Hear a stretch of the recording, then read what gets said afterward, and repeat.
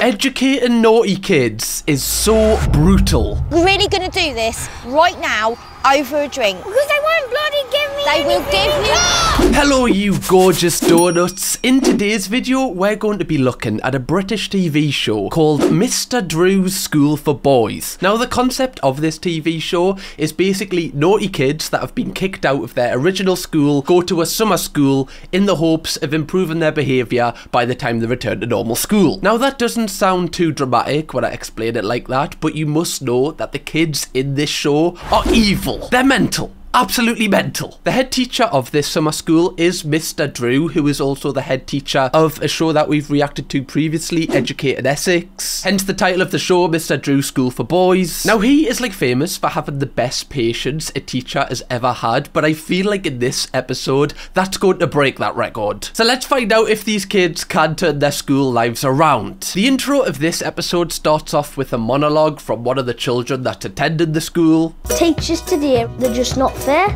They think themselves as big bosses, but they're not really. All they do is educate us. How do some kids have the confidence of this one? Like, how do they, like, possess that from such a young age? That's like a 40-year-old man inside of an 8-year-old's body. That's a mental statement. Do you know what I mean, though? Like, as a kid, I would never backchat a teacher, but some kids are just absolutely reckless. It's like they're possessed by the devil. I kind of rate it. Boys aged 12 and under are almost 6 times more likely than girls to be kicked out of school. These children are evil. I told you in the intro, but I'm just reaffirming it. How did you see that child with the water bottle pretending to piss on the floor? Do you know how reckless that is?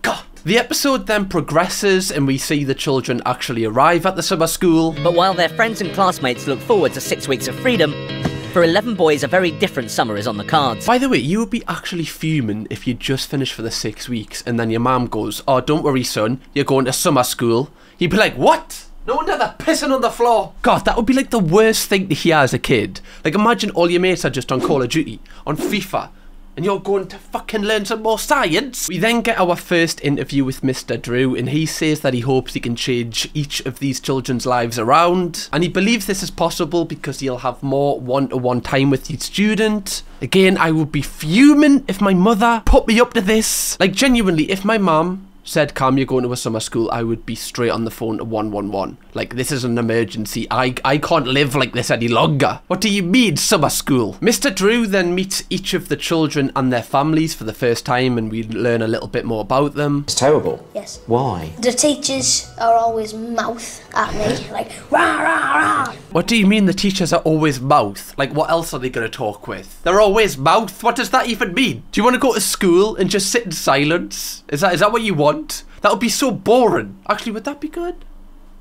Nah, fuck that. Clark lives on Wearside with dad Keith, a mechanic, full-time mum Helen. Oh wait, so that's why this kid is evil. He's from Sunderland. Now it all makes sense. Why didn't they mention that at the start? I would have been like, yeah, this is kind of, I can put the pieces together myself here. There's something in the water there, guys. I keep saying it. It just breeds gremlins. Sometimes the teacher, the least little thing I do, they go, "You're missing your break." I just don't think it's fair.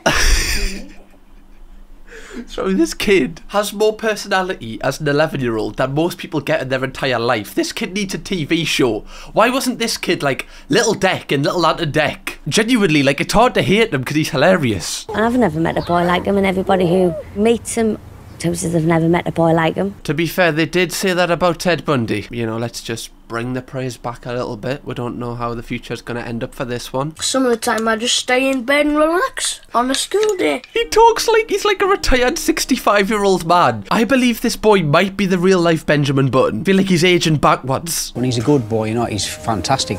But when he's on his downside, you just don't really want to be around him. Again, people did say that about Ted Bundy, so I'm just keep putting that out there, right? Kid might have no similarities after that. He was alright to me. He was alright. Would never expected that he would have killed all them people. In French, I don't like French because I don't say the point of it. My dad agrees with us. The dad's like, shit, he's dropped us in it, the little bastard. I just don't see the point in it. Je jouais au foot avec ma copine. Who am I going to say that to in Sunderland? Eh?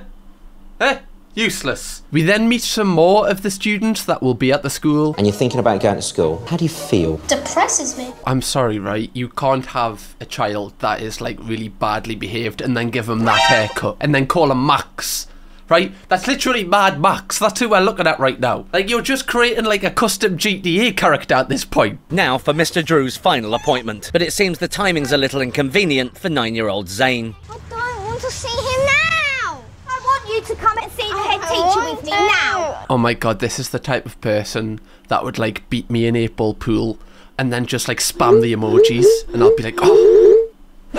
You know, there's nothing more humbling than getting beat off what you imagine is probably like a 10-year-old at 8-ball pool. The same on like FIFA or something. And then they're like passing it around the back. You're like, oh, bastards. How can we just do it later? There is no later. What do you mean there isn't no later? See, this is why I'm like a little scared to have a child.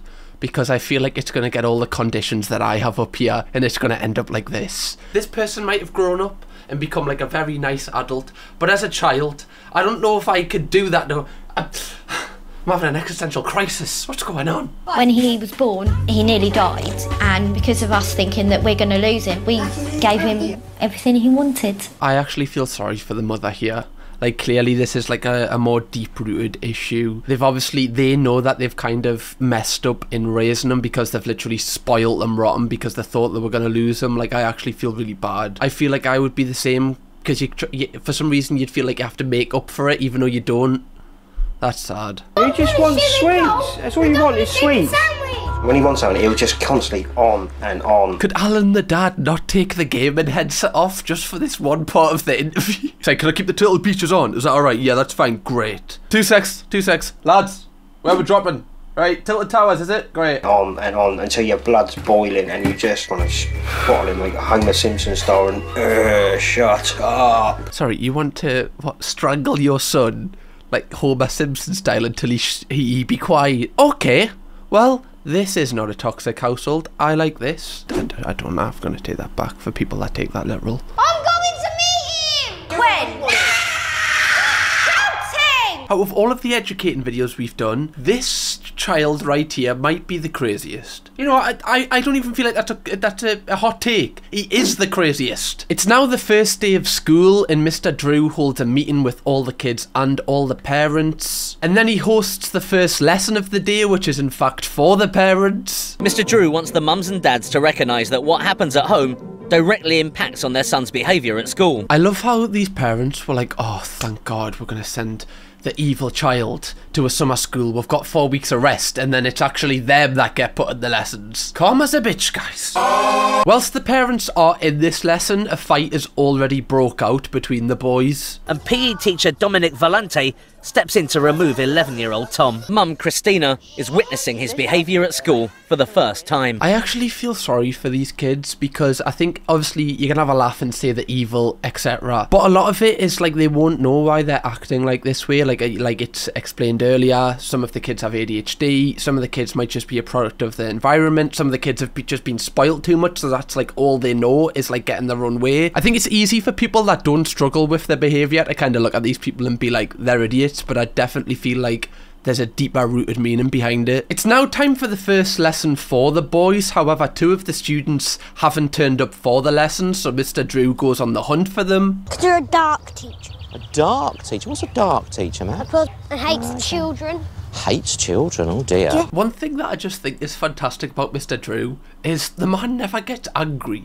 Like, these kids will say the worst of the worst to him. He's like, yeah, it's fine. Anything else? Like, I really rate that about him, because one thing I used to hate about school was teachers that had like such a short fuse. Like, you know, teachers that were probably stressed in their own life, so they'll take it out on the kids they teach. He never does that. The guy is just so understanding. I hope Channel 4 are paying him the big bucks. Because they're not paying me anything because they copyright all of these videos. Thanks for nothing, Channel 4. All you want to do is earn money. Oh no, you're so far from the truth, Max. That's why he's so fat. Why is this kid so angry? Why does he want to literally make Mr. Drew cry? He's just met him. Also, can someone please shave the V-cut, the Mohican? I had this haircut as a child. Okay, I will tell you, this makes you feel like you can say and do anything. When you've got a V in the back of your head, oh my God, the world is your oyster. Next time you go to the barbers, ask for it. Look what happens to your personality. It shifts. Like, adults would see him on, like, a pathway and cross the road. Mr. Drew then convinces both of the lads to go back to the lesson, and again, like, the way that Mr. Drew has handled this situation is just superb. He never raises his voice or gets overwhelmed with things, and I feel like this is going to be such a huge contrast from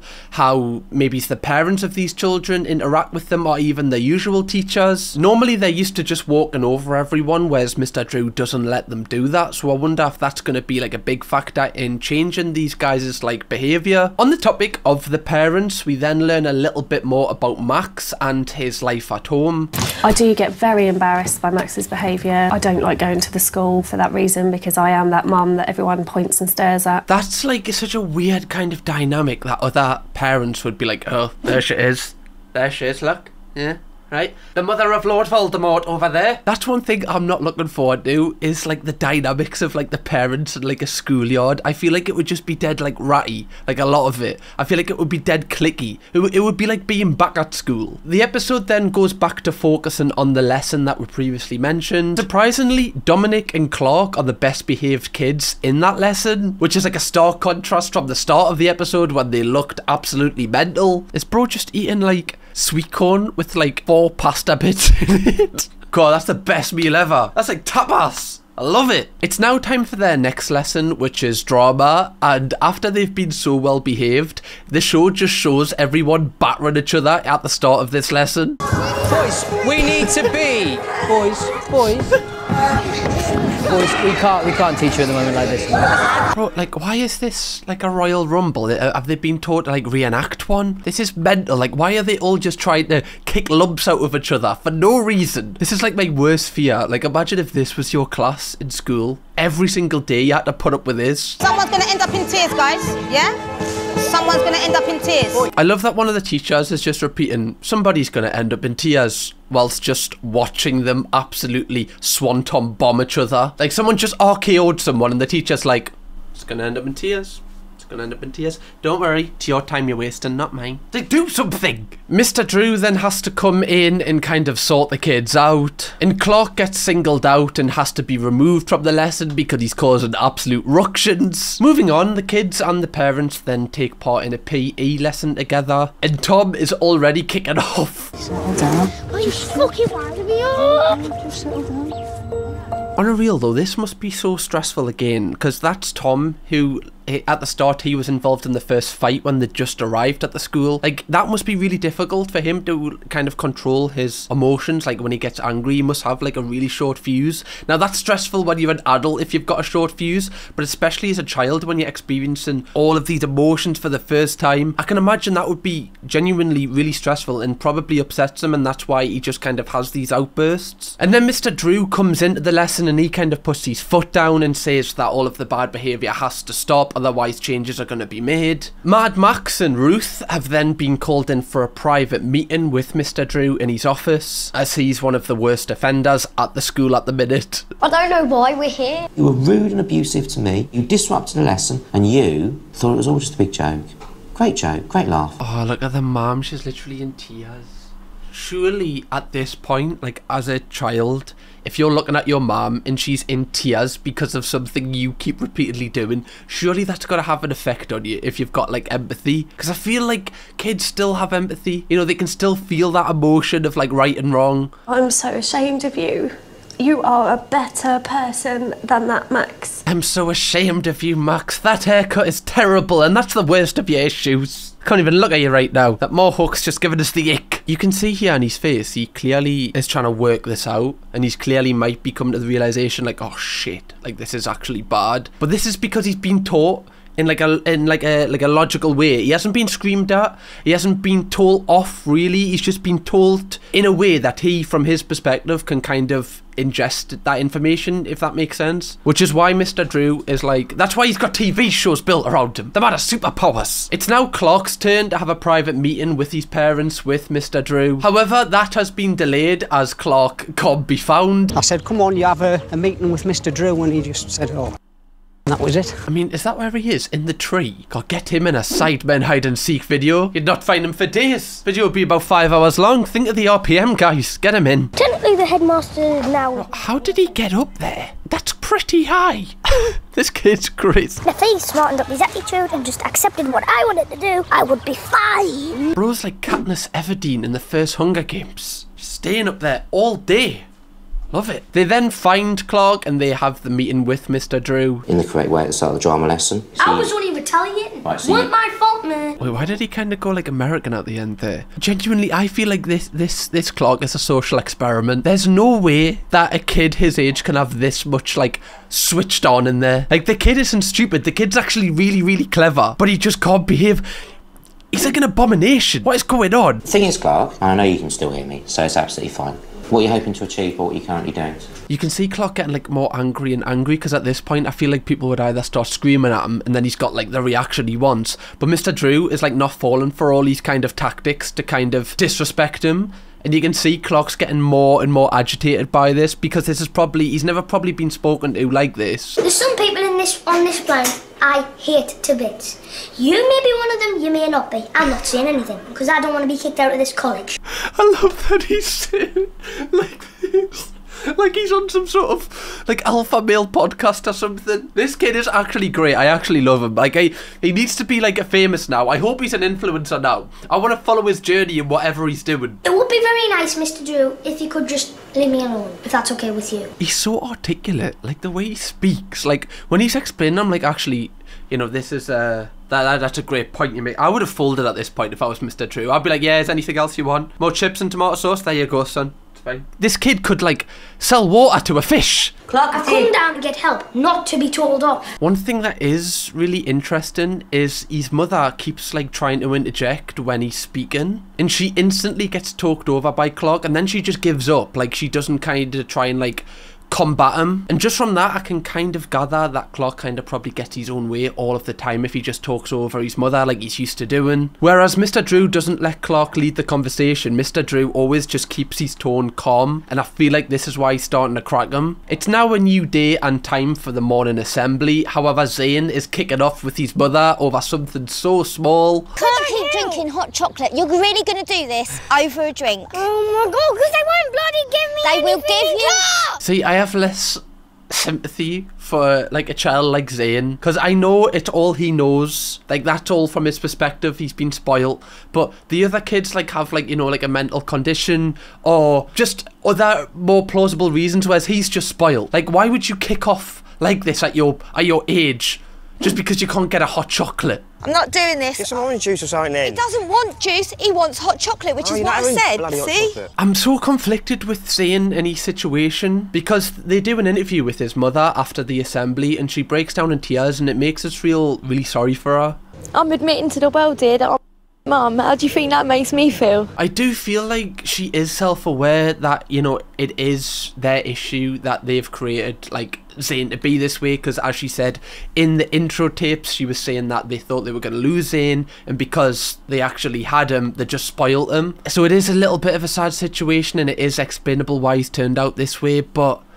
it's such a hard one. What do you think? Let me know. Mr. Drew then organises a joint art lesson where the parents and the kids will do it together. However, Tom starts misbehaving in this class, so the entire lesson has to stop. You and I can talk outside. But Tom's more interested in gatecrashing the parents' meeting next door. We then learn a little bit more about Tom and why he might be a bit of a problem child. 2 years ago, when Tom was just 9, his father died. After his dad's death, his behaviour started to get worse.